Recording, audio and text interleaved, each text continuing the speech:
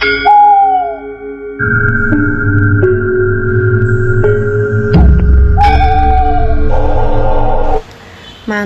Mayit yang ditulis oleh Deosita. Yang ingin membacanya langsung bisa di Twitter beliau. Link nanti saya sertakan di deskripsi. Yuk dengarkan ceritanya.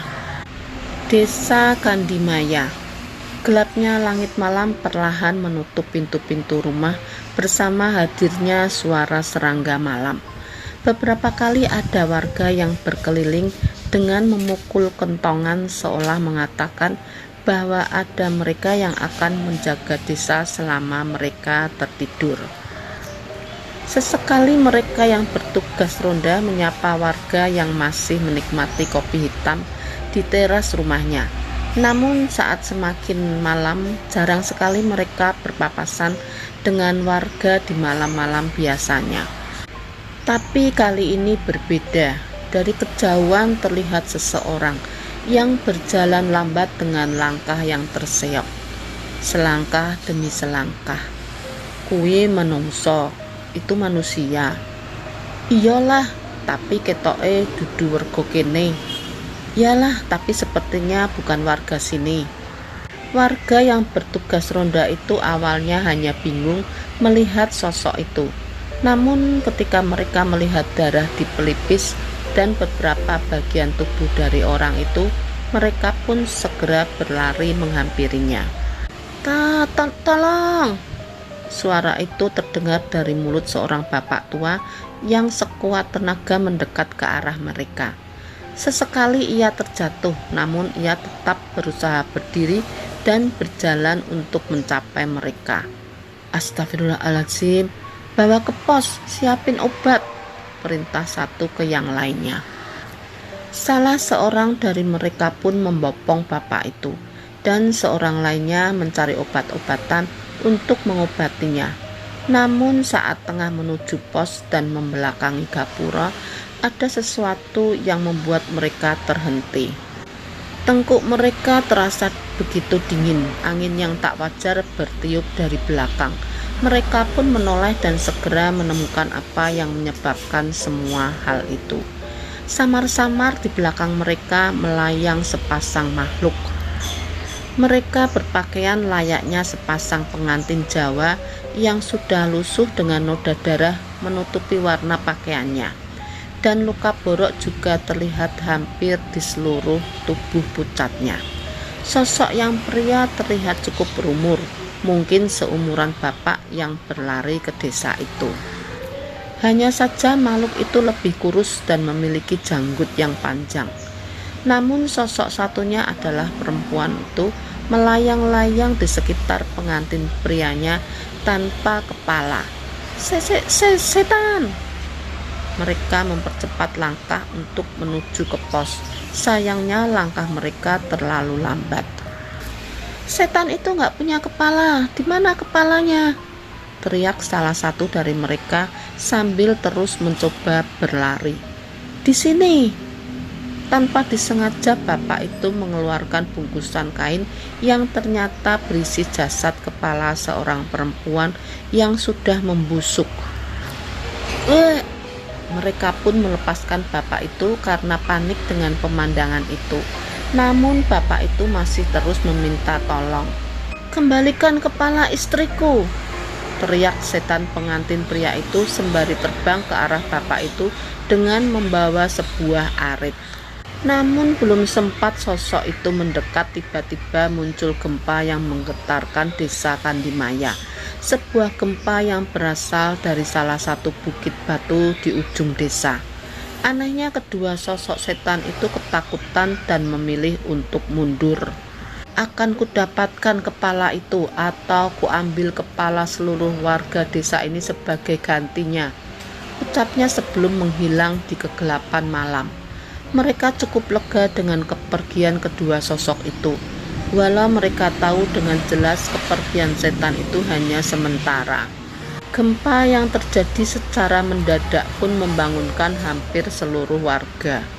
Beberapa dari mereka berlarian keluar dan melihat keberadaan bapak itu dan segera membantu pemuda-pemuda yang bertugas petugas ronda untuk membawanya ke balai desa. Pak Kades pun datang dan menemui bapak yang ketakutan itu. Ia terus menolak untuk lukanya diobati dan terus memeluk bungkusan di tangannya di sudut ruangan. "Pak, bapak kenapa? Cerita sama kami, biar kami bantu," tanya Pak Kades. Sayangnya pria itu tetap menggeleng dan menatap seluruh warga desa di dekatnya dengan ketakutan. Ada rasa trauma di matanya yang entah datang dari mana. Tapi tak lama seorang perempuan datang. Perempuan itu datang dengan membawakan sebuah nampan berisi pisang rebus hangat dan secangkir teh panas. Ia tidak berkata apapun dan hanya mengangguk menjawab tatapan mata pria itu, mengisyaratkan agar dia menikmati suguhan sederhana yang ia bawakan. Pak Kades menatap perempuan itu dan menerima isyarat yang diberikan olehnya. Ia pun menghela napas dan meminta warga desa meninggalkan pos. Biar hanya Pak Kades dan perempuan itu yang menemani pria misterius itu. "Ya sudah, saya percayakan ke Dek Naya saja ya," ucap Pak Kades. "Iya Pak," balas Naya. Naya menemani pria itu menghabiskan kudapan yang dibawa Naya. Sementara Pak Kades dan beberapa perangkat desa memantau dari jauh sembari juga menikmati kopi panas yang sudah disiapkan untuk mereka. "Sudah selesai?" tanya Naya. Pria itu mengangguk. "Saya bereskan dulu ya, habis itu saya obati lukanya," ujar Naya yang segera memindahkan nampan dan gelas kosong itu ke belakang. Ia pun kembali dengan membawa obat-obatan untuk mengobati luka luar yang dialami pria itu. "Saya Naya Pak, namanya Bapak siapa?" tanya Naya sopan. Badri," balasnya ragu. Walau begitu Pak Kades dan Naya cukup senang pria itu sudah mau berinteraksi dengan mereka. Kali ini Pak Kades kembali mendekat. Berbeda dengan sebelumnya, kini pria bernama Badri itu tidak lagi takut dengan Pak Kades. "Pak, kami akan coba membantu menolong Pak Badri. Tapi apa Bapak bisa jelaskan apa yang terjadi dan apa sebenarnya yang Bapak bawa itu?" tanya Pak Kades. Pak Badri sedikit melamun, namun Naya tahu bahwa Pak Badri tengah berusaha untuk mengeluarkan apa yang ada di pikirannya. Setan itu ingin membunuh saya, keluarga saya, saudara saya, dan seluruh keturunan saya," ucapnya. "Setan yang tadi mengejar Pak Badri?" tanya Pak Kades.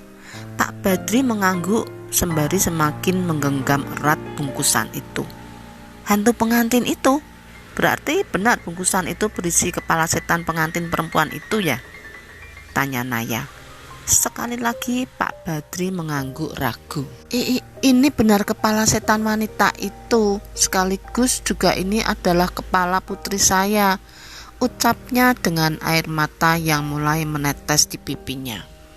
"Kepala sang pengantin, ini sudut pandang Danan. Desa itu desa keramat. Kalau kalian datang dengan niat jahat, kalian tidak akan bisa memasuki desa itu." Aku menguping pembicaraan seorang nenek yang sudah sepuh pada cucu-cucunya. "Memangnya kenapa, Nek? Apa bedanya dengan desa lainnya?"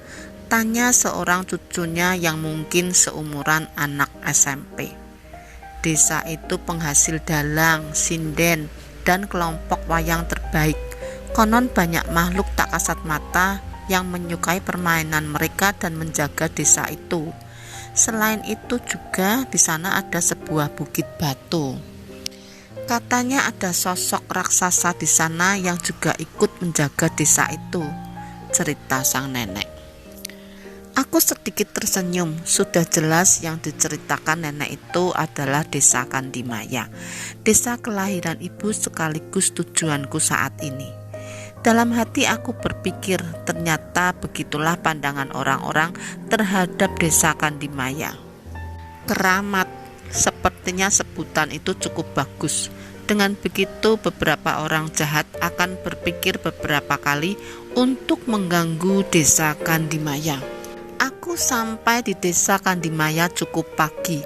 Pemandangan warga desa yang berlalu lalang sangat membuatku rindu akan tempat ini. Mas Danan, kapan pulang? Sapa seorang ibu yang melintas dengan sepedanya. Baru saja, Bu, ini baru sampai. Ya sudah, cepat temui ibumu.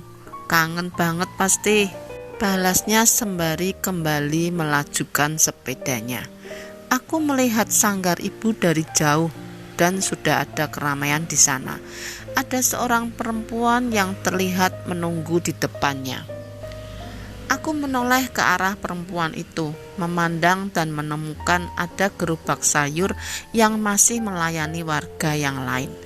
Aku pun diam-diam menghampiri gerobak tukang sayur itu dan memberi isyarat jari telunjuk di depan mulutku kepada ibu-ibu dan tukang sayur.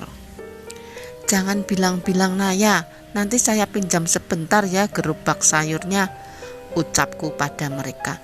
Mereka pun setuju sembari menahan tawa saat mengerti maksudku. Setelah mereka selesai, aku pun meminjam handuk tukang sayur itu dan mendorong gerobak ke tepat di hadapan Naya. Mas, ikan asinnya masih ada? Tanya Naya. Kalau ikan asin gak ada, balasku dengan mencoba merubah suaraku. Ya, kalau bandeng gak ada juga, balasku lagi sembari menahan tawa. Kok gak ada semua? Terus adanya apa dong? Tanya Naya dengan wajah cemberut. Sayangnya wajah cemberutnya itu benar-benar membuatku tak bisa menahan rasa rinduku dan memilih untuk membongkar penyamaranku. Aku pun memutar ke sisi lain gerobak dan bersiap di belakangnya. Adanya mas-mas ganteng. Sontak Naya pun kaget dan menoleh ke belakang. Ia tertegun sejenak saat mengetahui tukang sayur yang hendak ia marahi adalah aku. Mas Danan, ucapnya ragu. Aku mengangguk sembari tersenyum. Jahat, Bu, Danan ngusilin Naya, teriak Naya sembari beberapa kali melempar sandal dan benda-benda yang dapat ia gapai. Sontak suasana sanggar menjadi riuh. Dari jauh ibu-ibu yang sebelumnya berbelanja juga ikut mentertawakan kami. Mendengar adanya keramaian, ibu pun muncul dari dalam dan melongo melihat kelakuan kami berdua. Udah sakit, ucapku meminta Naya menghentikan cubitannya. Gak mau, kesel, balasnya sembari menahan kesal, namun dengan senyum di wajahnya. Ingin sekali aku memeluknya saat itu. Sayangnya saat ini tempat ini sudah terlanjur ramai dengan para tetangga yang juga keluar melihat kericuhan yang telah kubuat. 1-0, ucapku menggodanya. Naya pun menggembungkan pipinya sembari meletakkan kedua tangannya di pinggang. Ia terus menatapku dengan tatapan lucunya. Sudah, gak usah marah. Sini belanjaannya Mas yang bayarin, ucapku. Emang harus, balas Naya. Kami pun segera menyelesaikan belanjaan dengan beberapa request lauk dariku tentunya. Aku ingin tahu sudah seberapa sakti Naya dalam mempelajari resep wasiat ibuku. Danan emang suka iseng. Dulu pura-pura jadi anak buah Ki Darubaya, sekarang malah jadi tukang sayur, ucap ibu. Turunan, balasku singkat. Sayangnya ucapanku saat itu segera berganti dengan jeweran dari ibu. Mas Cahyo sama Pak Lek gak ikut? Tanya Naya yang penasaran dengan kedatanganku yang seorang diri. Gak usah dicariin, itu masakan kalau udah mateng juga mereka tiba-tiba bakal muncul dari dalam panci, balasku. Begitu banget sama mereka, balas Naya. Bukan apa-apa, aku sudah mengalah untuk berangkat menggunakan kendaraan umum. Sementara Pak Lek dan Cahyo berboncengan menaiki motor Vespa milik Cahyo.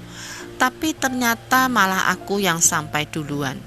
Aku yakin mereka terlambat karena kualat denganku.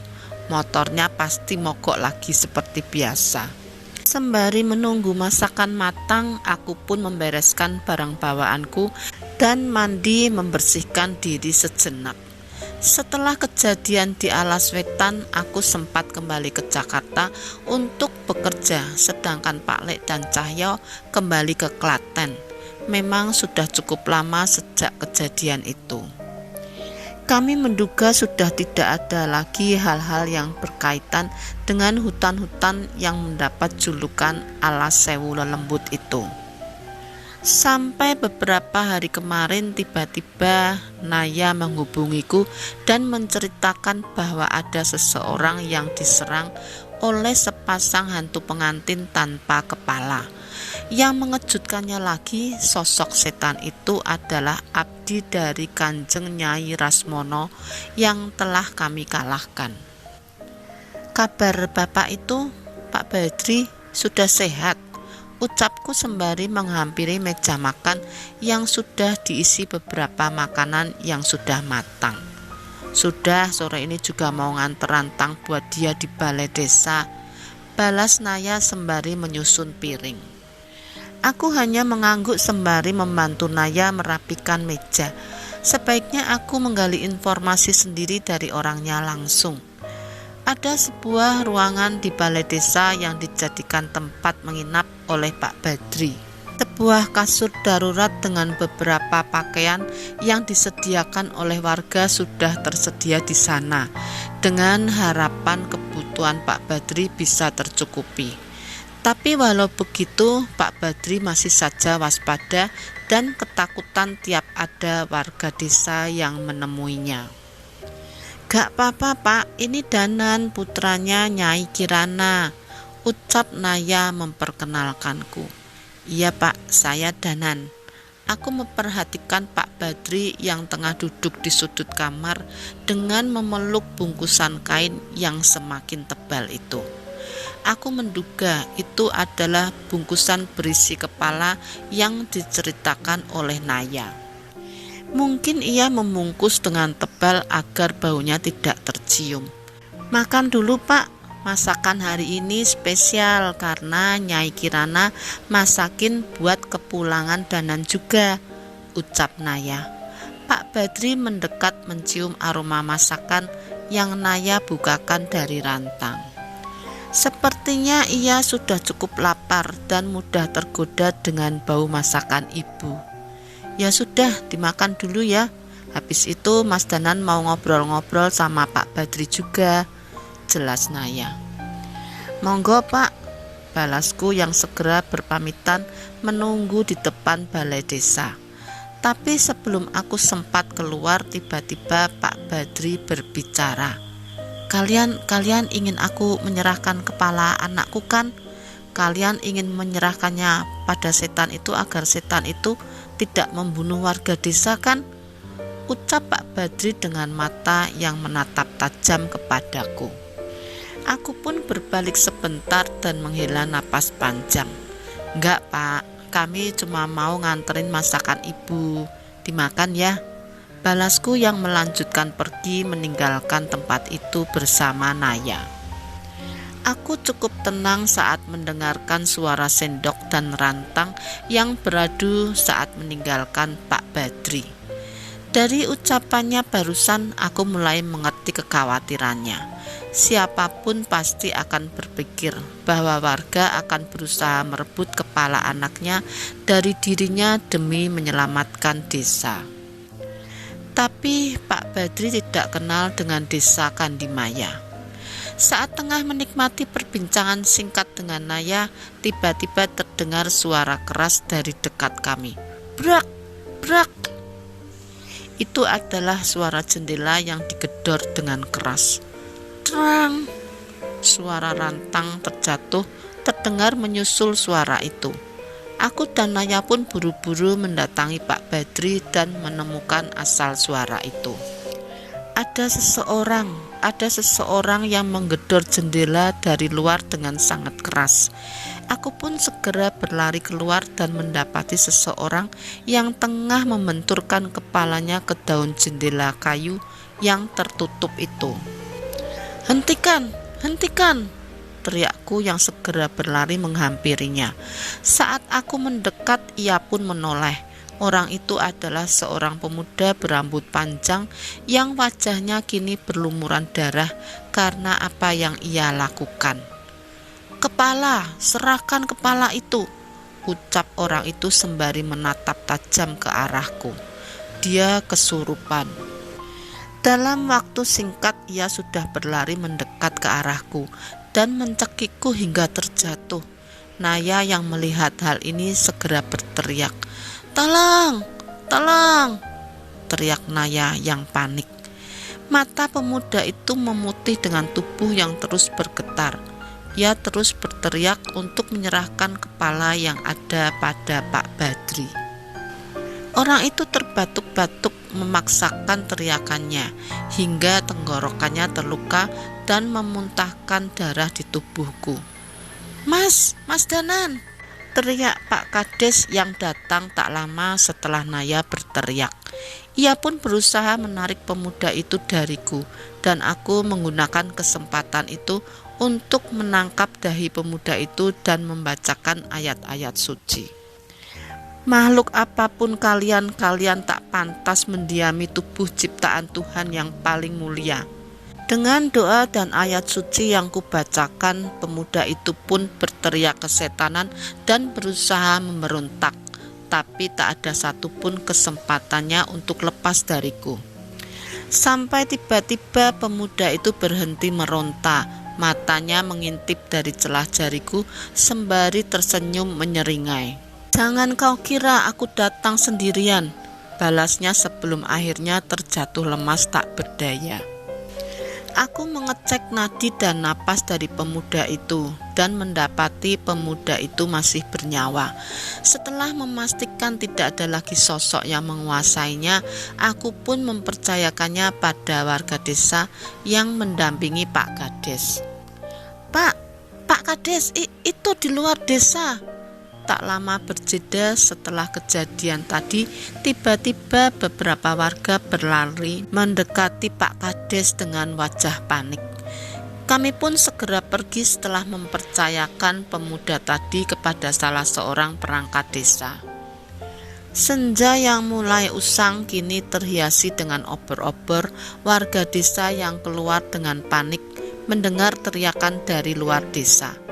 Di sana sudah ada beberapa warga yang memandang keluar gapura dengan wajah yang pucat. Itu Pak Kades, itu!"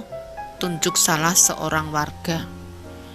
Aku dan Pak Kades menatap menuju arah itu dan mendapati ada sekumpulan orang berwajah pucat berdiri dengan raut wajah yang datar, menyebar di lahan yang cukup luas di depan gapura desa. Seorang perempuan dan 3 orang pemuda.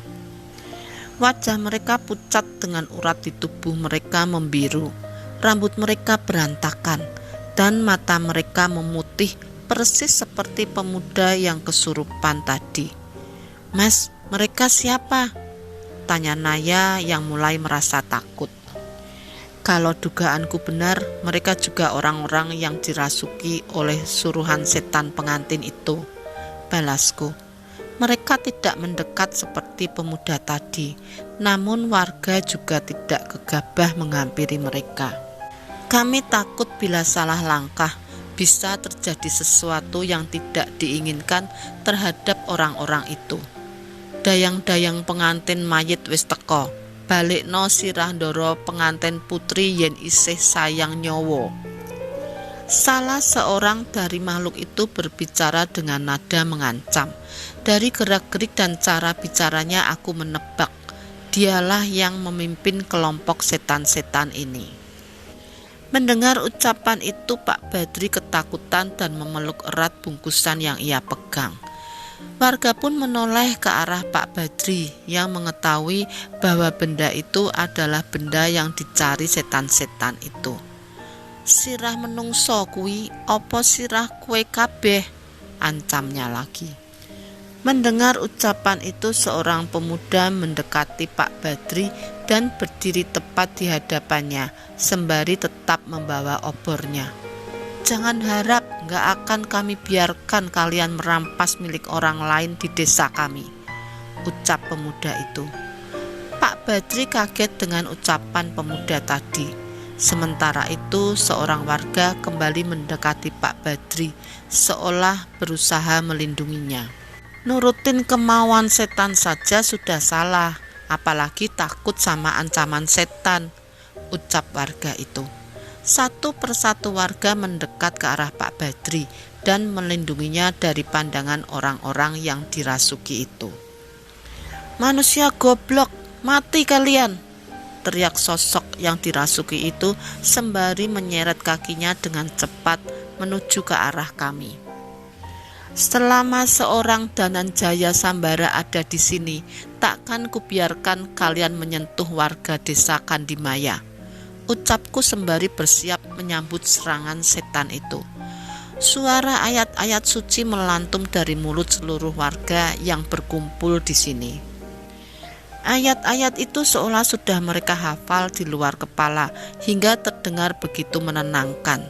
Tapi aku tahu lantunan ayat itu begitu menyakitkan untuk setan-setan yang merasuki orang-orang itu.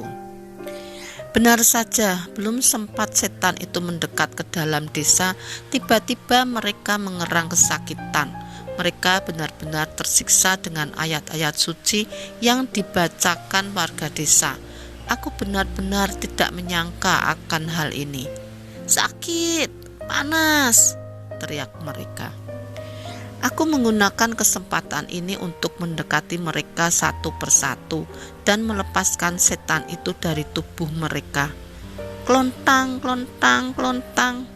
Di tengah ritualku, tiba-tiba aku mendengar suara dari kejauhan. Suara itu mendekat seperti suara lonceng yang berbunyi dengan cepat. "Hihihi, terlambat. Mereka datang. Dayang-dayang pengantin mayat telah datang. Saat matahari terbit, tidak ada satupun kepala kalian yang masih menempel di tubuh kalian," ancam salah seorang yang masih dirasuki oleh setan suruhan pengantin mayat itu. "Jadi kalian hanya diperintahkan untuk mengancam," ucapku sembari berdiri dan meletakkan tanganku di kepala orang itu. Beberapa bait ayat suci kubacakan untuk memberi pelajaran pada setan itu. "Panas, manusia sialan, lepaskan!" teriak setan itu. Memang aku sengaja tidak mengusirnya, setidaknya aku ingin memberinya pelajaran agar mereka tidak lagi berani mendekat ke desa ini. "Hihihi, mereka datang." Salah satu perempuan yang kerasukan tertawa dengan girang mendengar suara itu. Suara itu benar-benar memberiku firasat yang tidak enak. Jelas sosok yang datang bukanlah sosok biasa seperti setan-setan yang merasuki orang-orang ini. Ada suara langkah kaki kuda bersama lonceng yang terus berbunyi. Warga yang sedari tadi membacakan ayat-ayat suci pun terhenti gentar dengan suara-suara itu. Itu yang menyerang desa saya. Kereta kencana itu membawa puluhan pocong haus darah yang menyerang warga desa saya," ujar Pak Badri ketakutan. Aku tahu sosok yang mendekat mungkin berbahaya, namun aku tidak akan gentar dan tidak akan membiarkan makhluk-makhluk itu melukai warga desa. Dan benar saja, tak lama kemudian sebuah kereta kencana mendekat dan berhenti tepat di hadapan kami. Seekor kuda jadi-jadian menarik kereta yang dihiasi ukiran kayu tua. "Hati-hati Mas," ucap Naya memperingatkanku. Aku mengangguk dan menanti sosok apa yang akan muncul dari kereta kencana itu. Tapi entah mengapa tawa setan tadi terhenti saat melihat kereta kencana itu. Ia seolah mencari sesuatu yang tidak ia temukan. "Hati-hati, kita mungkin bisa melihat kereta kencana itu," Tapi kita tidak bisa melihat pocong-pocong yang dimaksud Pak Badri, teriak salah seorang warga. Benar, mungkin warga desa hanya manusia biasa yang tidak mampu melihat makhluk tak kasat mata. Tapi bagaimana mungkin aku tidak menyadari sosok yang dimaksud Pak Badri? Di mana? Tuan di mana? Tiba-tiba setan itu berteriak. Tidak mungkin kereta kencana datang tanpa membawa dayang-dayang. Aku mengeritkan dahi, mungkin saja yang kami lihat benar. Tapi kereta kencana ini kosong, tidak ada satupun yang menumpanginya. Tapi apa maksudnya ini? Di tengah kebingunganku tiba-tiba terdengar suara bising yang mendekat. Cahaya lampu motor menyilaukan mata kami yang masih terpaku pada kereta kencana tua itu. Pantes aja motornya sering mogok. Kamu bawa motor udah kayak bawa kuda. Terdengar suara Pak Lek dari jauh bersama motor itu. Kan buru-buru Pak Lek, udah kemalaman ini. Suara Cahyo menyusul ocehan Pak Lek itu. Benar saja, dari balik kegelapan Pak Lek dan Cahyo datang dengan menaiki Vespa tua miliknya. Saat mengetahui ada keramaian di depan desa, mereka pun terhenti dan memarkirkan Vespanya.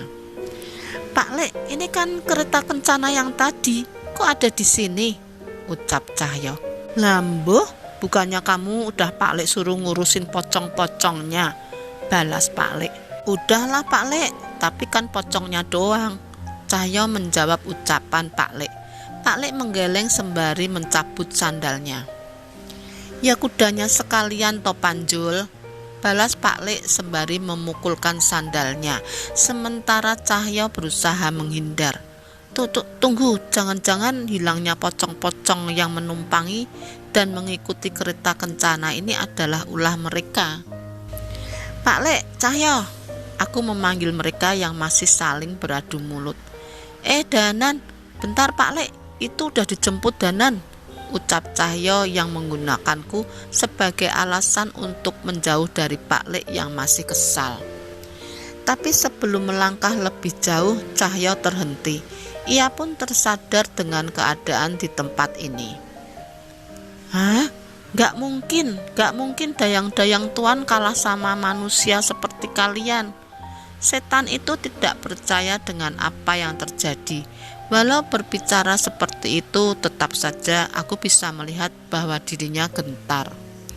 Bentar Jol, biar aku selesain masalah di sini, ucapku yang mendekati sisa-sisa setan yang merasuki orang-orang itu.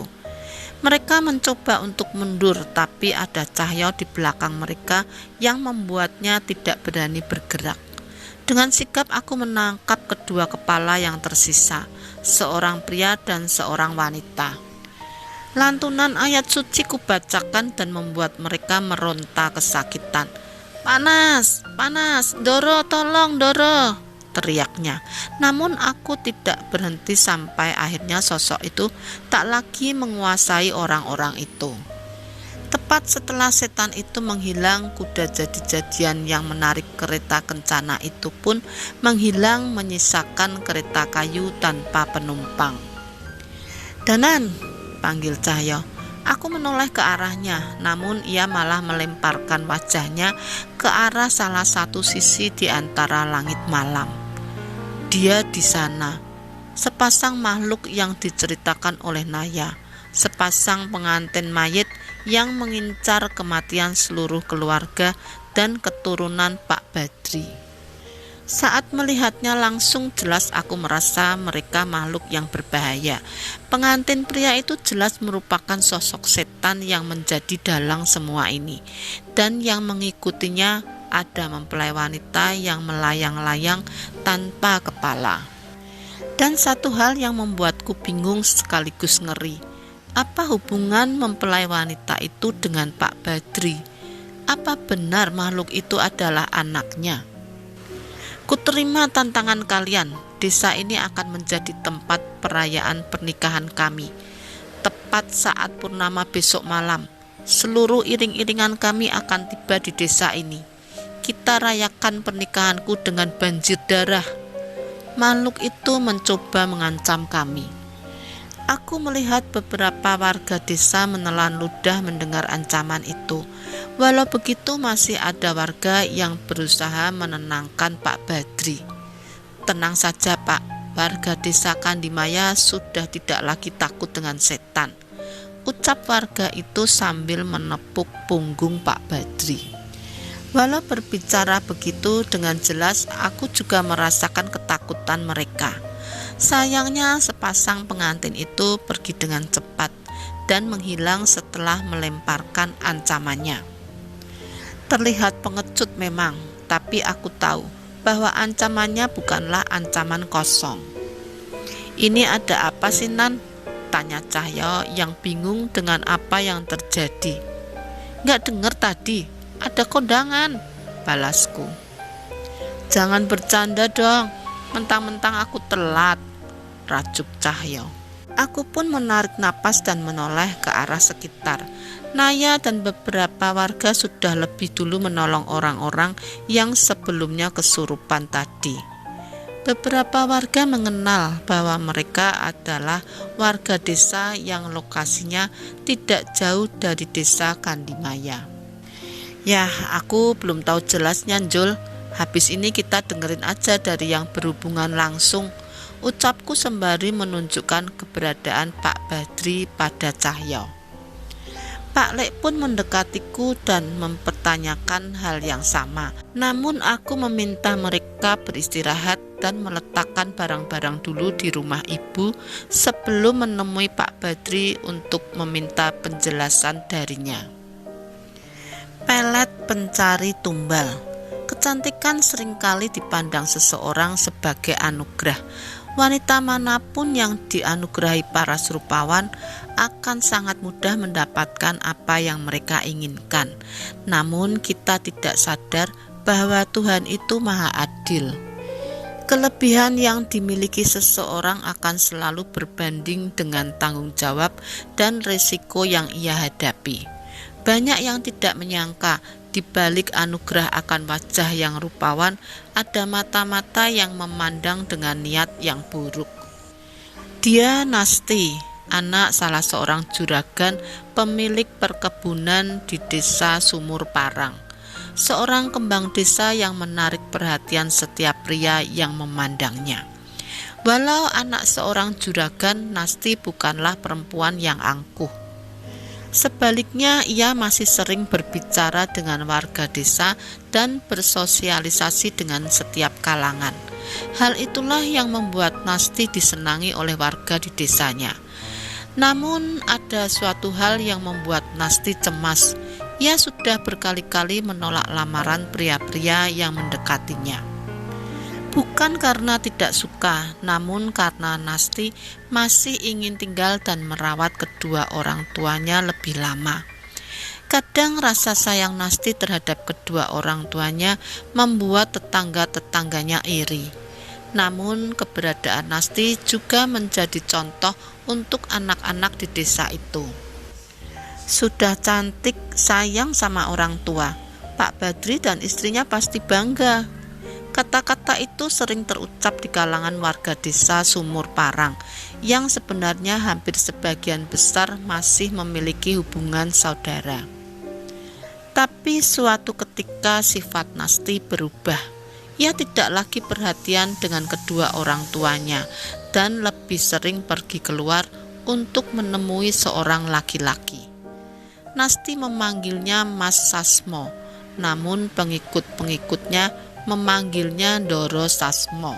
Ia dan pengikutnya datang dan menetap di desa Sumur Parang begitu saja dan seringkali membuat keributan. Walaupun banyak yang mengetahui namanya, namun jarang ada warga desa yang bertemu langsung dengan sosok Ndoro Sasmo ini. Pak Badri yang merasa khawatir pun melarang Nasti untuk berhubungan dengan orang itu. Anehnya, Nasti malah menolak dan mengamuk sejadi-jadinya. Ia benar-benar tergila-gila dengan sosok bernama Ndoro Sasmo itu. Sekali saat Pak Badri mengikuti Nasti saat hendak menghampiri Ndoro Sasmo, ia mendapati bahwa Nasti menemuinya di sebuah bangunan kecil di hutan yang belum lama dibangun. Pak Badri tahu ada seseorang di bangunan itu. Ia pun terus mengikuti Nasti hingga Nasti masuk ke dalam rumah. Seorang anak perawan masuk ke dalam rumah bersama seorang lelaki merupakan sebuah tabu di desa itu. Pak Badri mendekat dan bermaksud membawa Nasti pulang. Namun saat semakin dekat, ia justru mendengar suara dari dalam bangunan itu. "Mas Sasmo, jangan tinggalin Nasti. Nasti janji akan ngelakuin apa aja." Terdengar suara Nasti dengan nada yang manja. Pak Badri mendengar suara itu sama sekali tidak menyangka bahwa kata-kata itu akan keluar dari mulut anaknya. Ia pun mendobrak masuk untuk membawa anaknya pergi. "Nasti, pulang, kamu gak Bapak izinkan berhubungan dengan pria itu," perintah Pak Badri. Nasti kaget melihat kedatangan ayahnya, tapi ia masih tidak bisa melepas pelukannya pada kekasihnya itu. "Enggak Pak, Nasti mau sama Mas Sasmo," bantah Nasti. Jelas saja Pak Badri kaget melihat anaknya yang membantah secara aneh itu. Terlebih Pak Badri melihat keanehan pada sosok Ndoro Sasmo yang ternyata terlihat seumuran dengan dirinya. Pak Badri juga merasakan bahwa Ndoro Sasmo memiliki aura mengerikan, tidak seperti manusia pada umumnya. "Pergi, Nasti akan menikah denganku," usir Ndoro Sasmo. Jelas saja Pak Badri tidak terima. Ia pun mencoba menarik Nasti untuk kembali, namun Nasti terus menolak. "Nasti sudah menjadi milikku. Apa saja yang aku minta pasti akan dia lakukan," ucap Ndoro Sasmo. "Tidak, Nasti tidak seperti itu. Ayo Nasti, kita pulang. Ibu sudah menunggu," perintah Pak Badri. Namun Nasti hanya terdiam dan malah menoleh menatap Ndoro Sasmo. "Buka pakaianmu dan tunjukkan kalau kau memang milikku," perintah Ndoro Sasmo. Pak Badri kaget dengan ucapan Ndoro Sasmo. Ia yakin bahwa anaknya tidak akan melakukan perintah gila dari pria itu. Sayangnya pemikiran Pak Badri salah. Walau dengan ragu, Nasti membuka sehelai demi sehelai pakaiannya hingga tak tersisa sehelai benang pun di tubuhnya.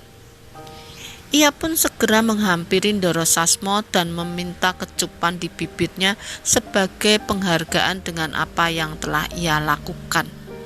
"Nasti, kamu sudah gila," teriak Pak Badri. Pak Badri yang sudah tidak tahan dengan kejadian itu memaksa Nasti sekuat tenaga untuk meninggalkan Ndoro Sasmo.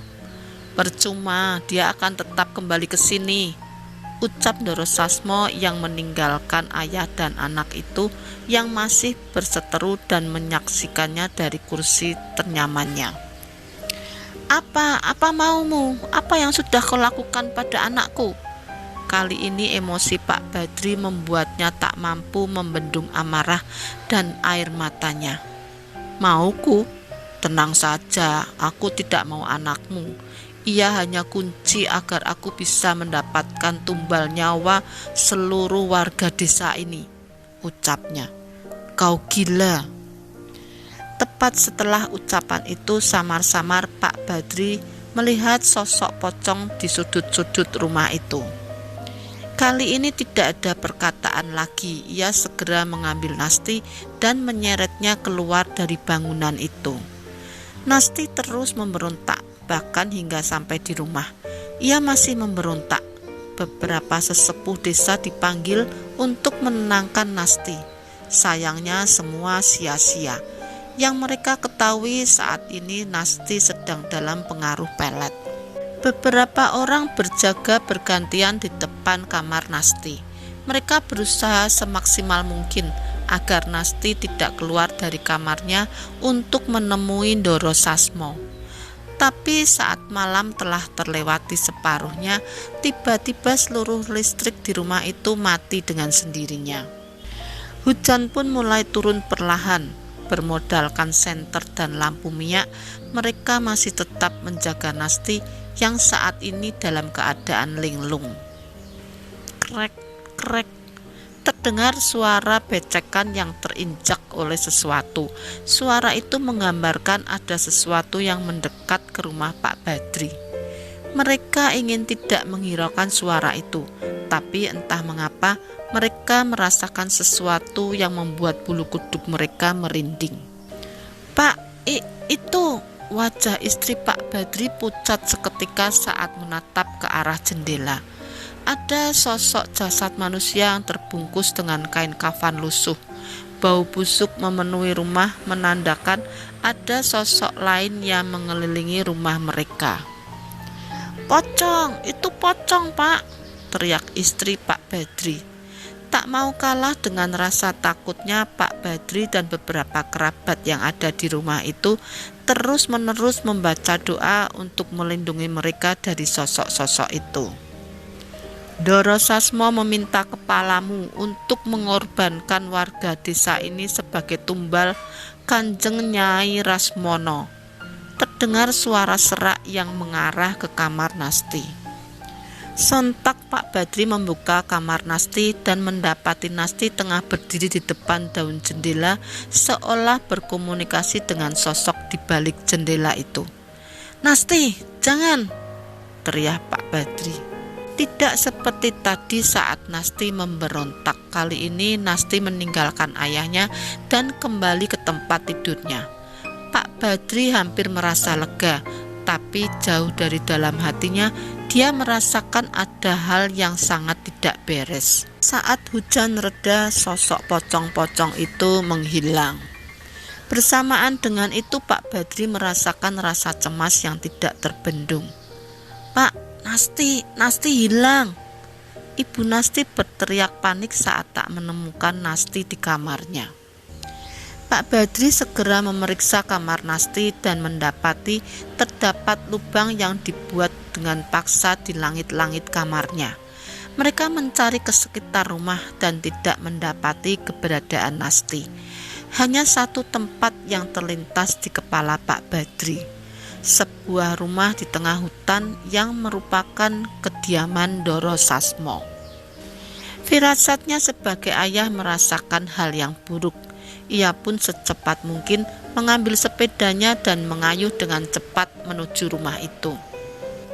Dan benar saja, keempat sudut halaman rumah itu dijaga oleh 4 orang yang memegang obor. Namun tak satu pun dari mereka yang bergerak. Pintu rumah terbuka, seorang perempuan yang dengan mudah dipastikan bahwa itu adalah Nasti berdiri tepat di hadapan Doro Sasmo. Nasti mengenakan pakaian pernikahan adat Jawa yang sudah lusuh. Ada bekas darah di pakaian itu. Sepertinya pakaian itu juga sudah digunakan berkali-kali. "Nasti, kembali! Sadar, Nasti!" teriak Pak Badri mendekat dan hendak merebut Nasti. Tapi tepat saat ia memasuki rumah, sesuatu terjatuh. Itu adalah sebuah bungkusan putih lusuh dengan bau yang sangat busuk. Benda itu bergerak menggeliat berusaha berdiri dengan perlahan. Bau busuk dengan wajah mayat yang sudah hancur terbungkus dalam kain kafan yang kini berhadapan dengan Pak Badri. "Pocong!" Kaki Pak Badri lemas, namun ia tetap berusaha keras menahan rasa takutnya untuk menolong Nasti. Tapi pocong-pocong itu semakin banyak berjatuhan di sekitarnya. "Tak ada gunanya, aku butuh kepala kalian untuk memberi makan mereka dan sebagai persembahan pada Kanjeng Nyai," ucap Doro Sasmo. Kini Pak Badri sadar bahwa yang ia hadapi bukan sekedar manusia jahat, melainkan sosok yang telah menjadi setan demi memuaskan semua nafsunya. Pak Badri merasa tidak ada lagi yang bisa menolongnya selain Tuhan yang Maha Pencipta. Ia pun dengan segenap hatinya membacakan doa-doa yang sering ia lafalkan setiap malam. Bukan doa yang menuntut banyak hal, doa tulus yang sebagian besar hanyalah berisi permohonan kepada Tuhan, agar anak perempuan yang ia sayangi bisa hidup bahagia hingga dewasa. Pocong-pocong yang mengerubunginya tak lagi bergerak. Sayangnya tubuh Nasti sudah bukan miliknya lagi. Air mata menetes di pipinya, hatinya melawan, namun tubuhnya tak mampu. Terang, sebilah pisau dilemparkan ke arah Nasti. Apa kau bersedia memberikan kepalamu kepada pria yang kau cintai ini? Ini terlalu gila. Nasti tanpa ragu mengambil pisau itu di tanah dan mengarahkannya ke lehernya. Hentikan Nasti!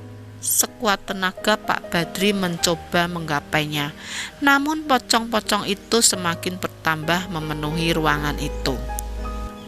Nasti hanya menoleh sekali ke arah Pak Badri sambil menitikkan air mata. Setelahnya ia menyembelih lehernya sendiri hingga darah mengalir deras di pakaian pernikahan yang ia gunakan. Noda darah itu semakin bertambah seiring dengan terjatuhnya tubuh Nasti. Pemandangan tersakit terpampang di hadapan Pak Badri. Di akhir hayatnya, Nasti berusaha menatap ayahnya dengan terus meneteskan air mata. Matanya tak mampu menutup, seolah berharap maaf dari ayahnya. Nasti! Pak Badri tak mampu lagi menahan sedihnya.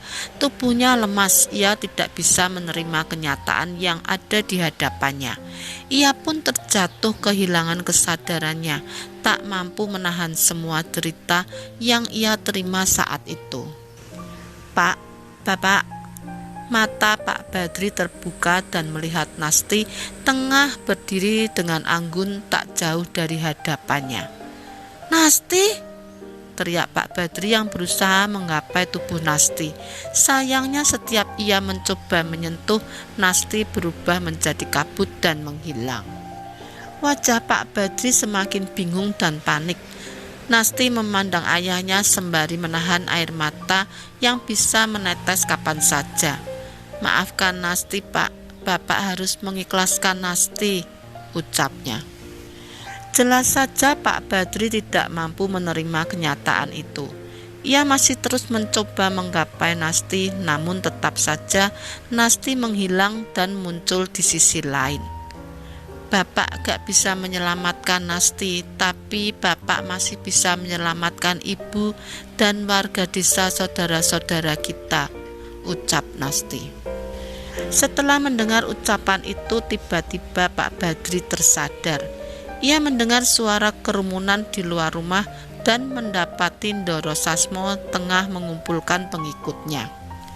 Ada sebuah kereta kencana di sana bersama timbunan jasad yang sudah terbungkus kain kafan. Jasad Nasti masih tergeletak di hadapan Pak Badri. Ia tahu bahwa Ndoro Sasmo membutuhkan jasad Nasti sebagai perantara penyambung darah orang-orang yang akan ia tumbalkan. Pak Badri pun mengambil pisau yang masih berada di genggaman Nasti. Ia menatap jasad anaknya yang telah meninggal dengan naas. Sebuah doa ia panjatkan sembari menutup mata jasad anaknya itu. Berat, sangat berat. Seharusnya tidak ada seorang pun ayah yang sanggup melakukan hal ini. Tapi ini demi nyawa orang-orang yang mereka sayangi. Air mata Pak Badri menetes membasahi tubuh Nasti. Dengan rasa yang amat bersalah, ia memotong leher anaknya dan segera membungkus kepala Nasti dengan kain yang ia temukan di sekitar tempat itu. Dengan berhati-hati ia pun pergi meninggalkan bangunan itu dari sisi jendela dan menghindari pandangan penjaga yang ada di sekitar tempat itu. Sekuat tenaga Pak Badri berlari dan terus berlari. Ia harus mencari tempat yang aman untuk menjaga kepala anaknya demi melindungi warga desanya. Bersambung ke part akhir. Terima kasih yang sudah mengikuti part ini hingga akhir. Mohon maaf bila ada salah kata atau bagian cerita yang menyinggung. Yang belum subscribe bisa langsung subscribe, like, dan komen agar channel aku terus berkembang.